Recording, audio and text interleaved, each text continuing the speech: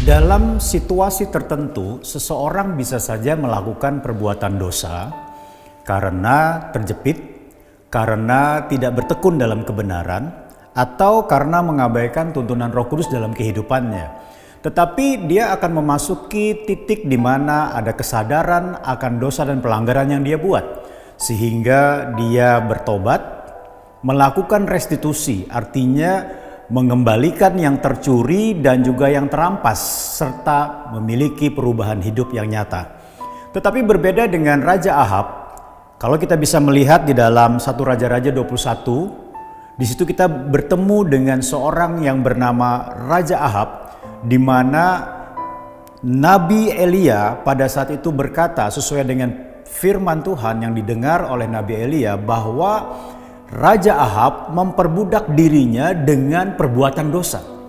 Saudara yang kasih dalam Tuhan, kalau kita pelajari bagaimana kehidupan Raja Ahab, kita menemukan paling tidak ada 3 hal bagaimana dia memperbudak dirinya untuk melakukan segala sesuatu yang jahat. Yang pertama adalah dia mendengarkan bujukan jahat.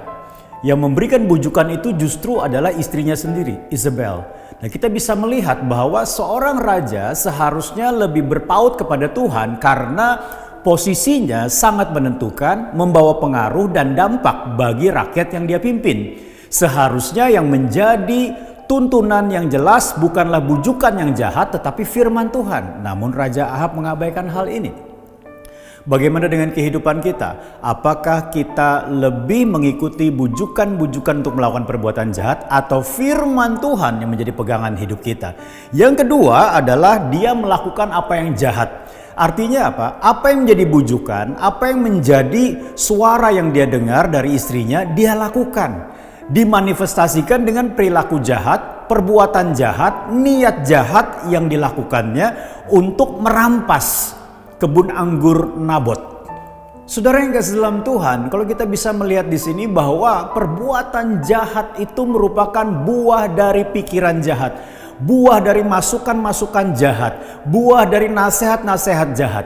Oleh sebab itu hati-hatilah ketika kita mendengar nasihat, mendengar bujukan, bahkan mendengar segala sesuatu yang masuk ke dalam telinga kita. Dan hati-hati juga jangan sampai termanifestasi dengan perbuatan jahat. Lalu bagaimana selanjutnya? Yang ketiga adalah Raja Ahab terikat dengan perilaku jahat.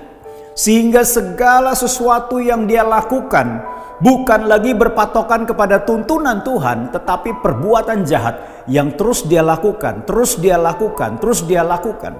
Sehingga apa? Sehingga dia menjadi budak dari perbuatan jahat itu sendiri.